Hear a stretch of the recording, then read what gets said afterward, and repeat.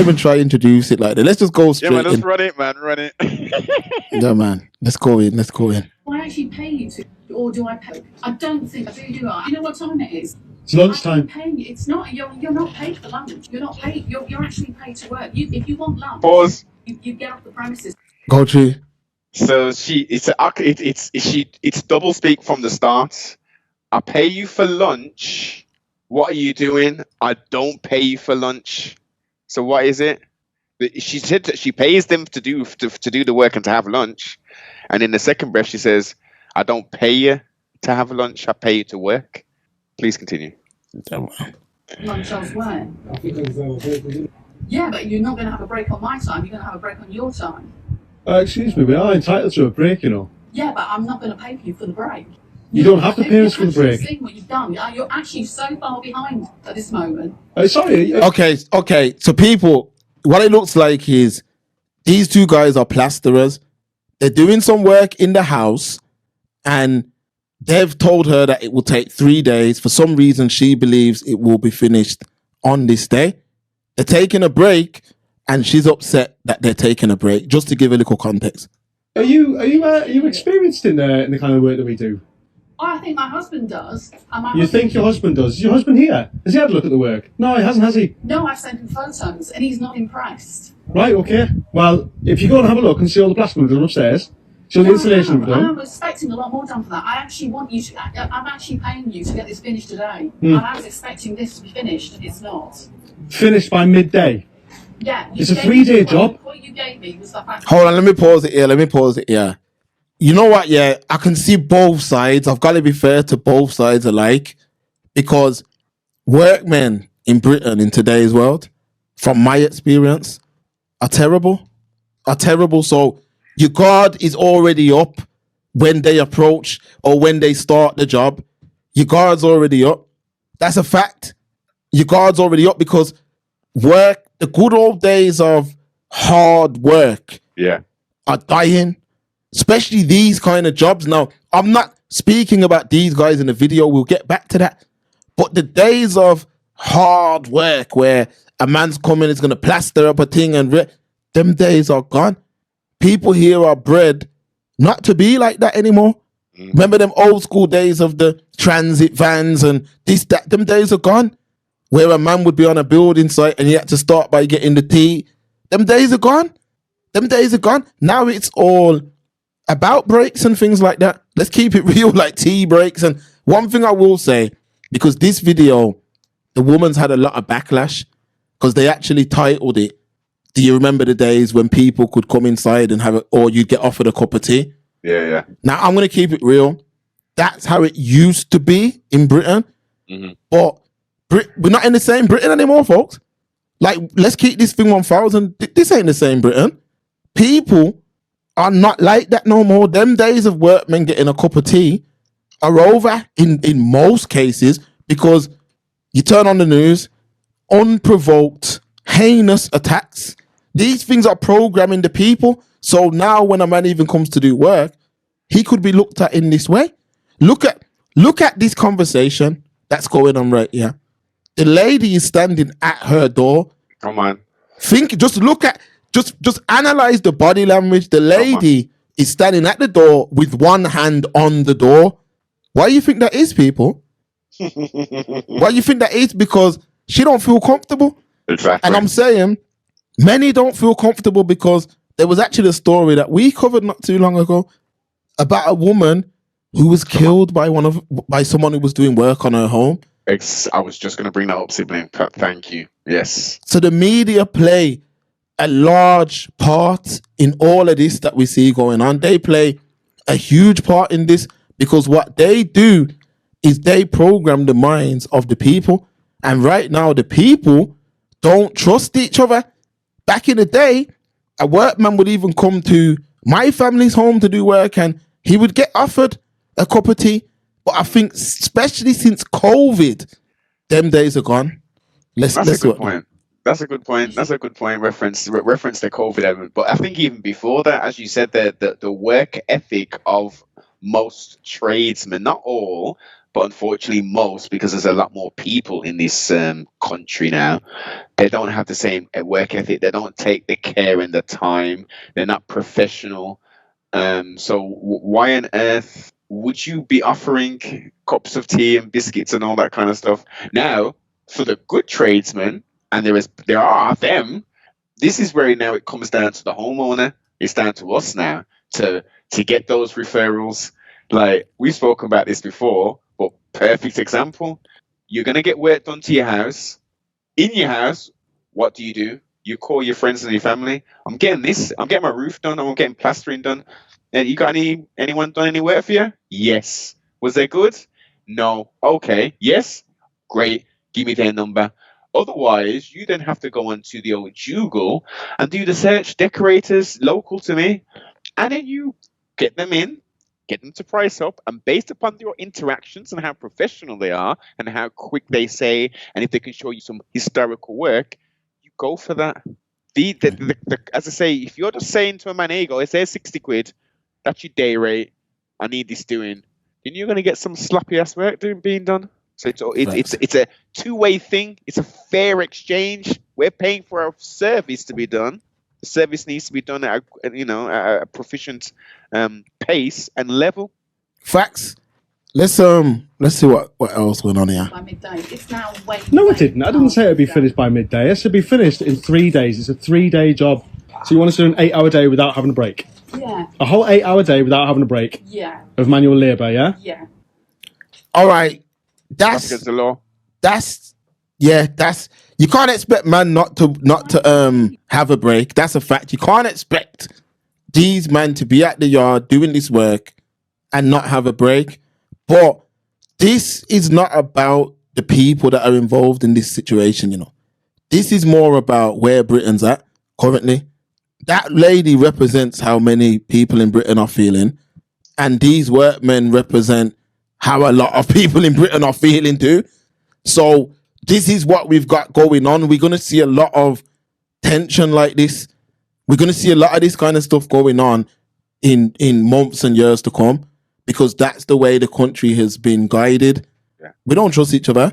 Facts, I'm telling you right now, even me myself, noble workman, is at the point now where that's the first port of call, is to go to a family member or a friend that you trust and say, who did that for you?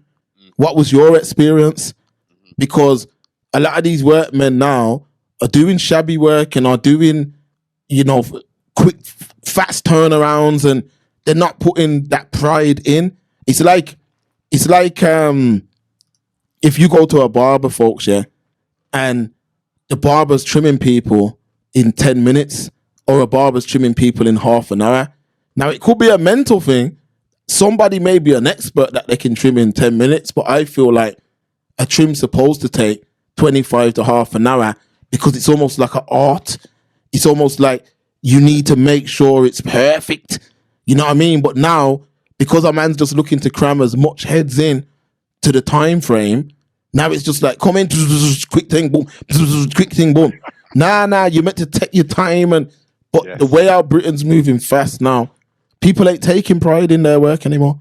They're not taking pride in their work. They're not. And this is now people we're seeing it. We're seeing it. So we're seeing workmen that are on big projects that are not taking pride in the work, that things take long to complete. Look at like government infrastructure and things of that nature. Yep. These things are taking way longer than needs be. And it's an attitude that Britain have bred. I think our generation, I would say, probably the mans that are like 28 upwards. I know it's a funny age group to start with, but I would say anything from 28 downwards, there's almost like a mentality of this country owe me something. You know what I mean? I've told you before, I've actually heard a man say, yo, they need to give me a bigger house because they can't expect my son and my daughter to share a room. And I'm thinking to myself, that's crazy to me, because I'm thinking, you made those children. I get it that, the country, they subsidize. I get all of that, and it is what it is. But I'm like, you're almost... Well, no, let's stop there. Remember where you were going, but Subsidized housing. Let's look at it, man. I'm sick of this foolishness, man. I'm sick of it because if you're an adult enough to lay down and procreate life, you've got to put the things in place. And if you're going to do it twice to create two younglings, male and female, so surely the obligation is on you to better your situation, to make sure that you have multiple rooms so they can have their own bedrooms, not whine and complain to the governmental system who we are paying money into to subsidize these damn people. Huh? Facts. And this is the thing though, there's an attitude of, yo, you owe me.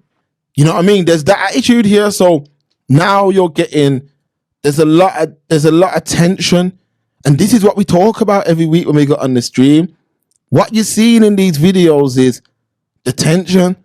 This is the tension. Let's go back to this video real quick. Do I actually pay you or do I pay you to actually work? I don't think I do I? You know what time it is? It's lunchtime. I'm paying you. It's not, you're not paid for lunch. You're not paid, you're actually paid to work. If you want lunch, then you get off the premises and you go and have lunch elsewhere. Yeah, but you're not going to have a break on my time. You're going to have a break on your time. Pause. Excuse me, we are entitled to a break, you know. Yeah, man. She does have a point. I mean, it's the owner, it's the client's or the customer's prerogative.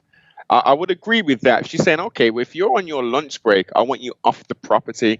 It's very rude. I mean, they're only in the back garden per se, but if that's her directive, then they should say, okay, well, if you want us to go to the van, by all means, we'll leave and have lunch there. That's not a problem at all. But you cannot expect, even if they wasn't doing physical labor, what in essence we could go. Let's go extreme. We're in the Gregorian year 2025.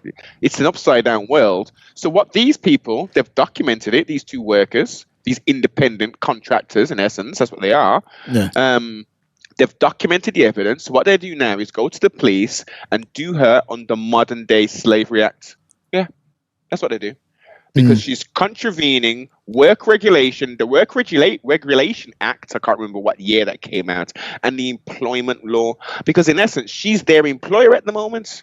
She's employed them to come to her abode and provide a service. And now she's saying, well, you're not entitled to any breaks. You have to work 8 hours and we haven't even got, what about toilet breaks and comfort breaks and stuff like that? What is she going on? How is she going on about that? Never mind them having break for subsistence. For subsistence. Yeah? It's crazy. Bizarro world, sibling. Take her ass to court. Contravention of the Employment Act, the Working Regulations Act, and do it under modern day slavery. Let's do it. Yeah, but I'm not going to pay you for the break. You don't have to pay us for the break. Seeing what you've done, you're actually so far behind at this moment. Sorry, are you experienced in the kind of work that we do? I think my husband does. And you think your husband does? Is your husband? And another thing, Noble, with this, yeah, and I'd say this to any man who lives, you live with your partner or whatnot, you should be dealing with these, man. Your woman shouldn't be dealing, no matter what age group, your woman shouldn't be dealing with these workmen. You see what I'm saying? Because now, look at the feeling can create a toxic feeling. You know what I mean? Because remember, these men are working at the end of the day, working on your home. So for me, I believe like a husband should have probably come out and said, "Yo, lads, she don't, while you're having your break or whatnot, she don't want you on the premises or whatever the case may be," or he should have pulled her aside because, as she has hinted, he does this kind of work, which is crazy. Because why ain't his people in here doing it then? But at the same time, he should pull her to a side and say, "Listen, Bab," or whatever, take it easy or whatever the case may be. But to get to this point now where one of them's pulled out their phone and is actually filming, shows you the levels that Britain's currently at. Yeah. Has he had a look at the work? No, he hasn't, has he? No, I've sent photos. Right, okay. Well, if you She's insulted them there then. Upstairs. So the installation we've done. I'm expecting all done for that. I'm actually paying you to get this paid. And I was expecting finished by midday. Yeah. It's a 3-day job. What you gave me. No, it didn't. I didn't say it'd be finished by midday. It should be finished in 3 days. It's a 3-day job. So you want us to do an 8-hour day without having a break? Yeah. A whole 8-hour day without having a break? Yeah. Of manual labour, yeah? Yeah. Yeah. Yeah, it's we're just in that place, Noble. We at that place now. We at that place, man. There's a lot of people that are feeling like that. Unfortunately, you can put it down to her being a Karen. I was just about to say, To what I mean, her a Karen? because that's the easy thing to say. The easy thing to say is, "Yo, she's a Karen," and leave it there, which could be true. But I'm looking more at it from a point of view of this is the type of feeling. There's a lot of people from the looks of that video. Let's go back here. Yeah, this is an indigenous woman. You see what I mean? That's what it looks like and how she sounds. So a lot of the indigenous have that notion currently that even though a lot of the indigenous are part of that problem too, Yes. but have that notion that the hard workers of yesteryears are no longer present. Well, let's peel another layer. Yeah, then. man. Let's peel another layer because obviously there was a brother sitting down. Yeah, The person talking to me sounded like an indigenous person himself. he right? was, yeah, he Right. was, he So was. let's put the shoe on the other foot. Let's say the person sitting down was. These are all indigenous people. Do you think she would have the same reaction, or do you think At this point, yeah, I think at this point we're at now, yeah. I think Okay. it's almost noble. It's almost we're in a weird time in Britain right now, and let me try and describe it the best way I can. What I mean is like there's older people who have finished their life financially, meaning Yes. mortgage is paid for, got a good pension. I know a few couples like this myself that are now just essentially enjoying life, the fruits of their labor? the fruits of their labor. Now there are younger people who believe they had it easy in terms of Britain was more beneficial to them. Like they had better opportunity at Yes the and time. There are people who think that, and then them same people believe that hard work, just work hard and you can end up like this. So there's that dynamic. Then you got the dynamic between man who like this woman would, I'm guessing this is a retired woman. She's got her little home. I wouldn't say she's don't. I wouldn't give her that much age. Nah, So I think she's still working age. Still, I'd say she's still working age. damn, that's crazy because how she's dealing with them's rough in that case. You know what I'm saying? Because I was thinking that could this be a retired? Nah, man, she's not retired. She's probably this video is old still. This happened during the zombie apocalypse, as far as I'm aware of. So even in that case, then, so that brings it, then that even makes it more. Matter of fact, that actually changes the narrative because that changes what we first said, the distance between them. Because at the time, remember, it was being pushed that you Yes. can't be within 2 meters. So Indeed. that changes that narrative. And then B, remember, Britain was at the time when you won't see it yet, but maybe in 20 years, they'll dub that time something while it's supposed to be dubbed. Yes. It won't happen now because they still know they did a lot wrong, but they'll dub it while it's supposed to be, whether it be the Great Depression in the future. But Britain at the time was at a very low point. Hella love. Well, look at the children. Yeah. The children that were born around that whole period, they're now called the zombie apocalypse babies. Crazy. And their spiritual, mental growth has been totally stunted. They don't know how to socialize. You know what I mean? I've spoken to teachers who look after these little rugrats, yeah, and they're defecating themselves when there should be potty trains. I'm not even saying potty train. They should be able to go to the toilet themselves. Yeah. They have been totally stripped from a lot of things, man. And the ripple effects, look what's happening now. Look at the feral running amok currently. And these aren't the zombie apocalypse, baby. What happens when they grow up to be teenagers? What the hell are they going to be doing in society? Because they can't communicate. They don't even know how. They can just about talk. Never mind them now who's grunt and mumble. They've got some kind of, I don't even know. God knows what these people say these days. It's not English. Yeah. It's they're not gonna go into the details yet, but they know that a lot went wrong. Then they know there was a lot of mishandling. They know that, man. They know that 100%. But this is just how people are feeling currently. It's relevant to how people are feeling. See what I mean? Because we are at that place now where there's a lot of people that are like, yo, these workmen are no good. There's no more hard workers in Britain. You know how the thing goes, Noble. You know how the thing goes. I've heard it enough still.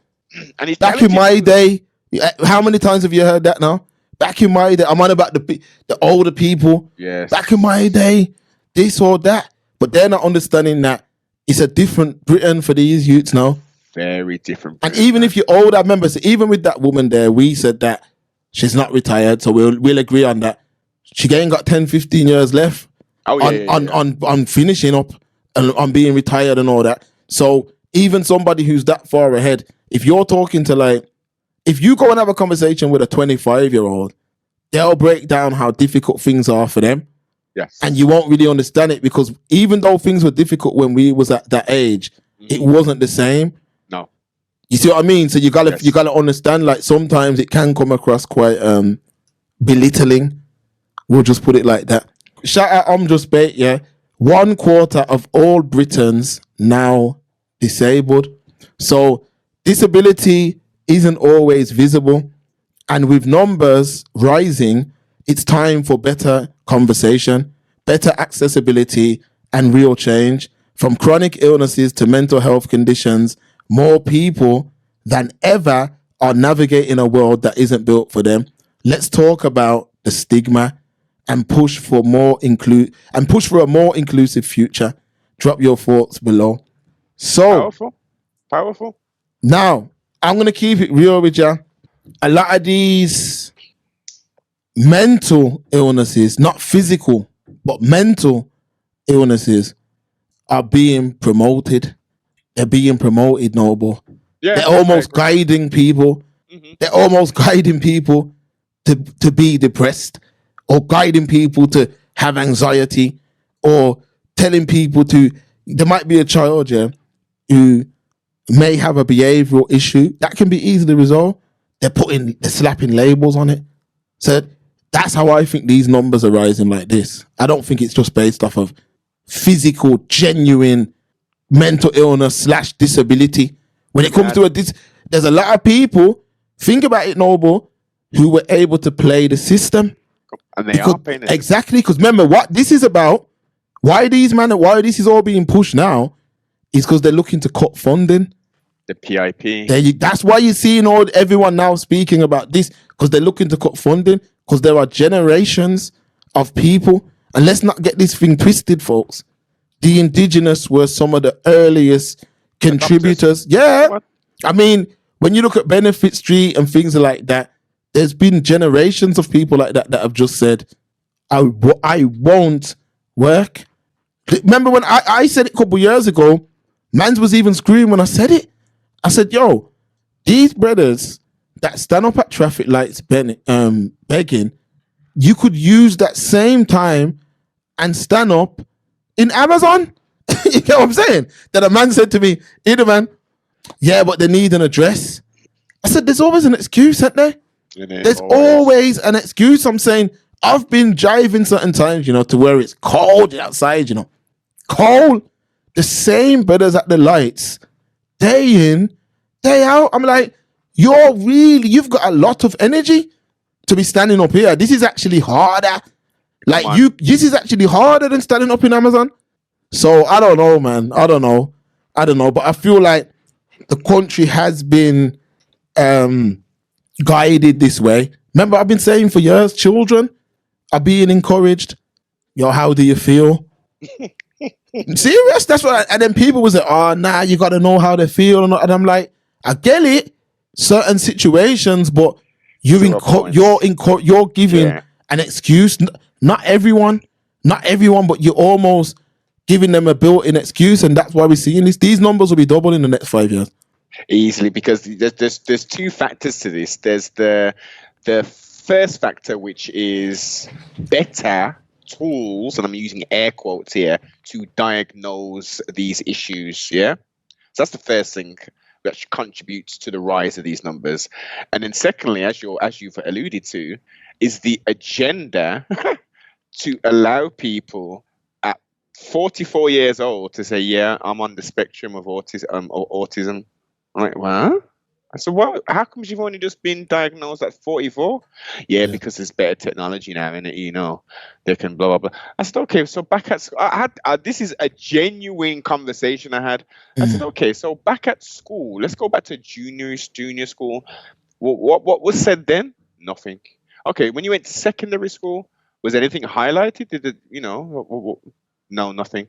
Okay, well, what classes was you in? Was you in the lowest classes based upon this autism? Well, for some maybe, but not all. I'm like, look, no disrespect, but I don't think you're autistic at all. I don't think you are even on the spectrum. Sometimes you just got problems. Some people just have problems. And nowadays, the rush to put people into boxes, and not only to put them into a box, but to label them, and also for human beings to want to belong, tribes to labels, to boxes. This is what's happening. So it's trendy now to be not normal. Oh, why would that be?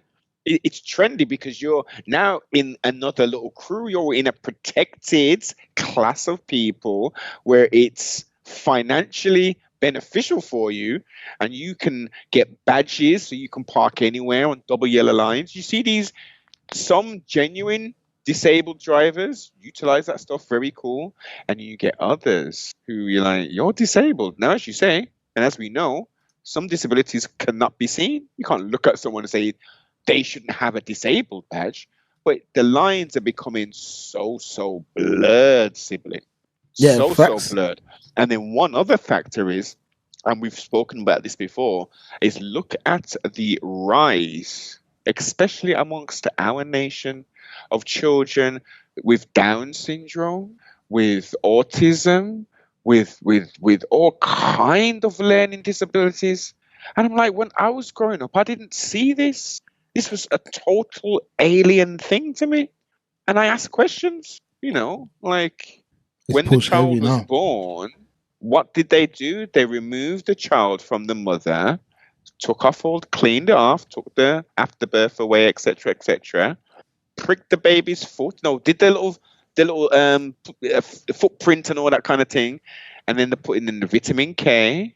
They're doing the herpes B, and they're doing the other one. Like, this child has just been born. Why are you injecting it with anything? What are we doing? And then there's a schedule, siblings. Now, you've got children, Mark. You know what the schedule is. Why on earth every 8, then 12 weeks, then 32 weeks, are we having like 4 to 5 jabs of stuff in these children? I mean, you got one, add one, that equals something, innit? Yeah, man. So I don't remember. I asked my mother when we were born, what was the regime? And like, after a certain period, after you left, there was nothing like that. We got the chicken pox, blah blah blah. Everyone, you get your chicken pox scars, that gives you the immunity, etc., etc. But now, as I say, it's every other flipping couple of weeks they're getting jabbed, and then we're looking around and we're seeing children with little lanyards saying non-verbal and stuff. Check that comment. Shout out the chat, man. D42 Western. Shout out. Check that. Oh, yes. Yeah, man. Yeah. Oh, and look, and this is another thing. Broken Britain, right? That there, you don't see it because they're where they're put into homes and specialist boarding schools. Forget the specialist boarding schools. These wicked people are putting children into mainstream schools. Just shut all that down. There's hardly any specific facilities unless they're really high spectrum, quote unquote, with disabilities. They're going to be in a mainstream school with a chaperone. Facts. Huh? Facts. Can't go too deep on that, but facts. Which can be unfair at times to other children. To everybody involved. Yeah, that's what I'll say. And matter of fact, it's unfair to both. Yes. Because there's certain children who need more attention, more care. I feel like those children should be together. Not to say separate them from, but they need more nurturing. Of course. Because when I remember when we were younger, there was a school in my side of Brom in Erdington, not far. It was called Queensbury. You remember that school? No. Yeah, there was a school called Queensbury. It may still be about now, I'm not sure, but that was a school that was for like man who had like learning difficulties and that. And I knew man who went to that school. If I'm wrong, shout out everyone who went there. I could be wrong, but I believe it is called that. What sides? What sides? Stock and Green Google sides? this thing, man. Yeah, I think it was Stockholm. I just remember meeting people that, yeah, man, my cousin goes there, or we'll get the Scene. Let's see. Yeah. Erdington. There it is, Erdington. A special school for over 300 students, aged 11 to 19. What? And it split. Yeah, man. This is what I'm saying. When I remember couple man who went there who had learning difficulties.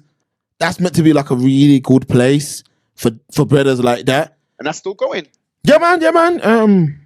Yeah. And it's only 300 students. See what I mean? But with that, I'm saying a man had a better chance and probably felt more comfortable being amongst other men who had learning difficulties, opposed to of being the only man amongst other children who don't, because that must create some sort of anxiety. Yeah, it must not. I don't believe it's fair, but they're pulling a lot of funding from those areas. So even if we go back into the chat, Aisha shout out who says, yo, they want people to get hooked on handouts and then pull it away. And like D42 said, there's actually genuine people that need that assistance. Exactly. So maybe what they should do is come up with a more strict policy or a strict testing policy that allows you to get signed off on that kind of assistance. It's a scandal. They've opened up the floodgates and allowed all of this to happen. All of these people who shouldn't be getting it. So there's probably, let's be liberal. There's probably 60% of people that shouldn't be on the thing.